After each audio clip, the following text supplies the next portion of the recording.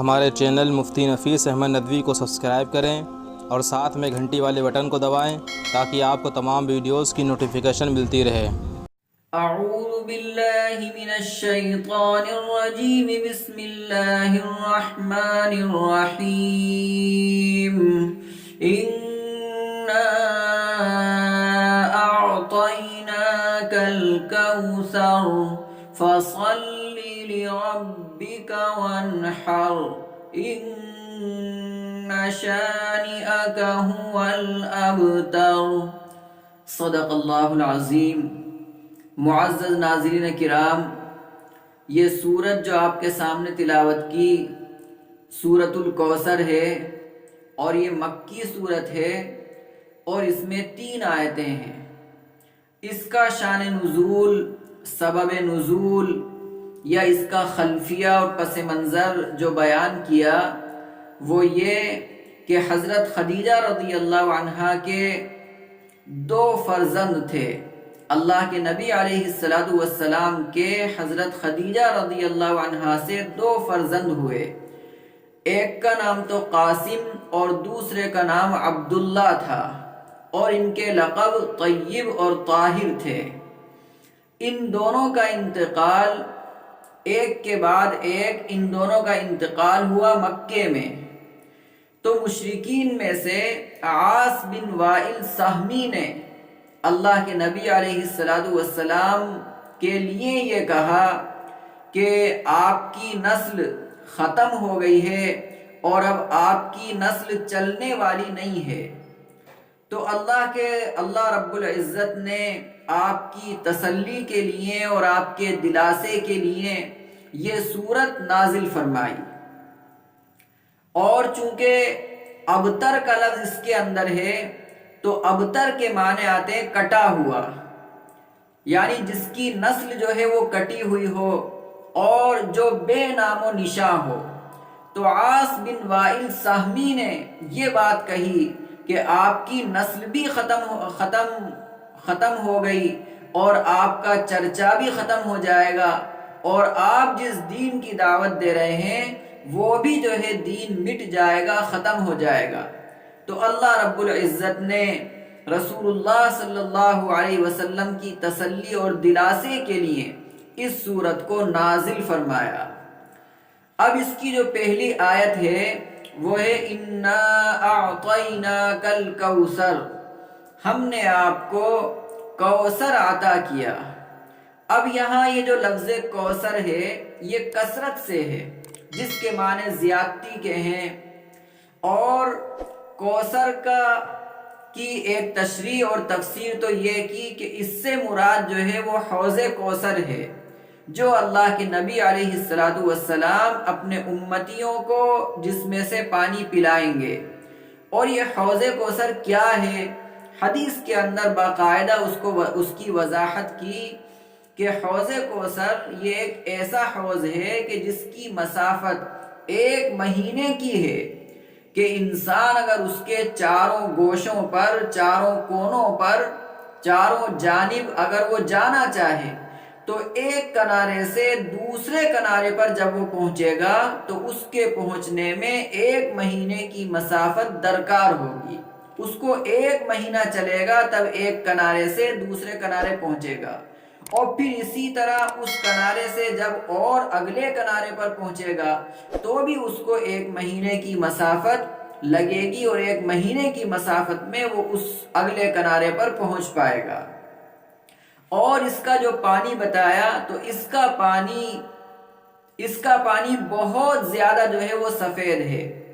اس کا پانی بہت زیادہ سفید ہے، ایسے ہی بہت زیادہ ٹھنڈا اور شیریں اس کا پانی ہے کہ ایک انسان جب اس کو پی لے گا تو اس کے پینے کے بعد اس کو دوبارہ کبھی جو ہے پیاس نہیں لگے گی۔ اور ایک کوثر سے مراد جو ہے وہ خیر کثیر لیا ہے، اور خیر کثیر کے اندر یہ کہ اللہ کے رسول صلی اللہ علیہ وسلم کو بہت سی خیر جو ہے وہ عطا کی گئی، وہ خیر دنیا کے اندر بھی آپ کو عطا کی گئی اور آخرت میں بھی آپ کو جو ہے وہ عطا کی جائیں گی۔ دنیا کے اندر جو خیر عطا کی گئی وہ یہ کہ آپ کی نسل جو ہے باقی رہے گی، اور چاہے وہ آپ کی نسل دختر سے ہی باقی رہے، لڑکی کی جانب سے ہی ہو، لیکن وہ باقی رہے گی۔ اور اسی طرح خیر کثیر یہ کہ آپ جو دین لے کر آئے ہیں وہ دین بھی باقی رہے گا، اسی طرح آپ کا نام بھی اللہ رب العزت باقی رکھیں گے۔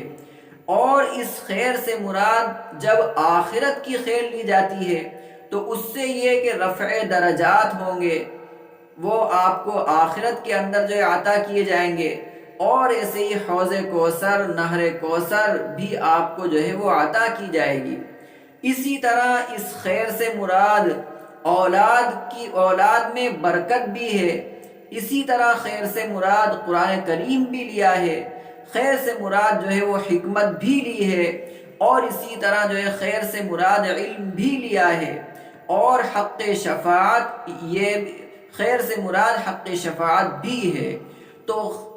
تو یہاں پر جو کوثر ہے وہ ایک بہت ہی جامع لفظ ہے کہ وہ تمام کی تمام جو خیر ہو سکتی ہیں،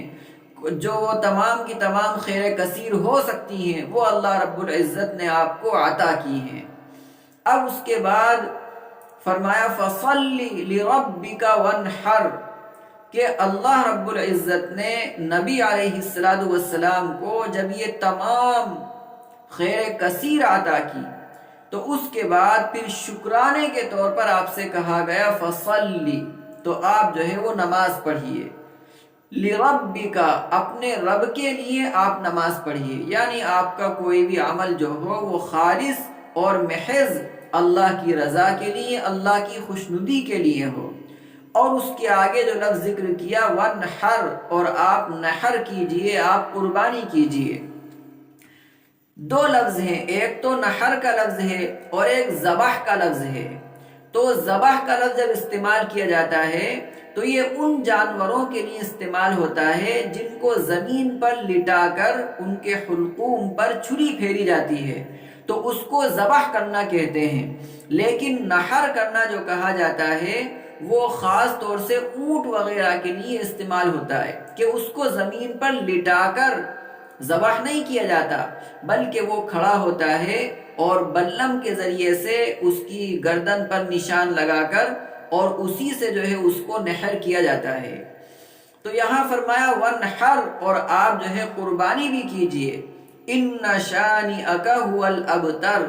یقیناً جو آپ کا دشمن ہے وہی بے نام و نشاں ہونے والا ہے۔ تو گویا کہ اللہ رب العزت نے رسول اللہ صلی اللہ علیہ وسلم کو اس سورت کے ذریعے سے تسلی دی ہے کہ آپ بے نام و نشاں نہیں ہوں گے، بلکہ جو لوگ آپ کے لیے یہ بات کہہ رہے ہیں وہی بے نام و نشاں ہونے والے ہیں۔ اب اس سورت کی فضیلت کیا ہے، اس کا فائدہ کیا ہے؟ تو اس کی فضیلت اور اس کا فائدہ یہ لکھا کہ خواب میں رسول اکرم صلی اللہ علیہ وسلم کی زیارت کے لیے جمعے کی رات کو سونے سے پہلے باوضو ہو کر سورۃ الکوثر کو 100 دفعہ پڑھے اور 100 مرتبہ درود شریف بھی پڑھے اور باوضو ہی سو جائے تو وہ اپنے مقصد میں کامیاب ہوگا۔ اور اسی طرح ایک دوسری فضیلت اس کی یہ بھی بیان کی کہ جو آدمی سورۃ الکوثر کو لکھ کر اپنے گلے میں باندھ لے تو وہ امن میں رہے گا، وہ حفاظت میں رہے گا۔ تو اس سے یہ بات معلوم ہوئی کہ اس سورت کو ہمیں پڑھنا بھی چاہیے، اور ہمیں کسی کے لیے کوئی ایسا لفظ، نامناسب لفظ جو تکلیف دینے والا ہو یا دل کے اندر زخم لگا دینے والا ہو، ایسا لفظ ہمیں نہیں کہنا چاہیے۔ کیا معلوم کہ ہمارا کون سا لفظ وہ اللہ کے یہاں پکڑ کا ذریعہ بن جائے، اور جس کے لیے ہم کہہ رہے ہیں وہ تو ہم سے جو ہے آگے بڑھ جائے اور نجات پا جائے۔ تو اس لیے ہمیں کسی پر طعن و تشنیع بھی نہیں کرنا چاہیے، اعتراض بھی نہیں کرنا چاہیے، کسی کا دل بھی نہیں دکھانا چاہیے، بلکہ ہمیں تو